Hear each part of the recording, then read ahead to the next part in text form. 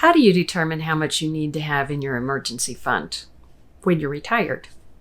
When you're working, your emergency fund is there in case you lose your job.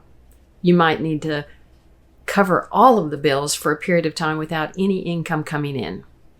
And if you're just starting out, you haven't had time to save up a lot of savings or get a lot of money into different accounts that you could pull out of.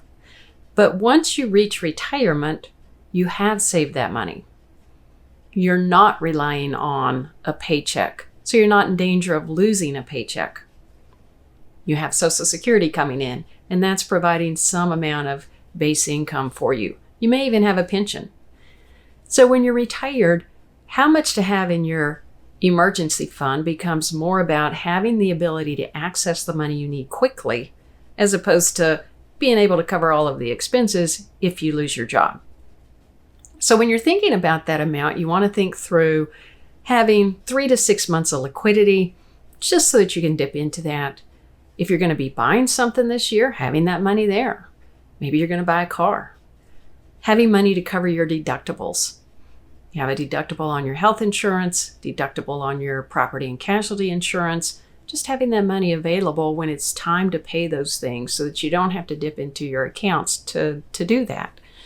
And so you look through all of your spending, what is covered by the monthly income that's coming in, what's covered by the monthly distributions that are coming in, what is the potential spending that you could have to cover over and above that, calculate an amount to put in savings. It's really not an emergency fund anymore. It's more of a liquidity fund, so that as things come up, you have the liquidity that you need without having to dip into some of the other retirement accounts that you have set up. And that lets you more strategically invest those retirement accounts for the time period that they're going to cover, because you're not going to be dipping into them. So you can invest for the long term with the long-term money, invest for the midterm with the midterm money, invest for income over the next 5 years with that short-term money, and still have that liquidity bucket that you can dip into for all of those things that I talked about. So I hope that's helpful to generate some thinking on your part as to, well, how much do you need to have in savings?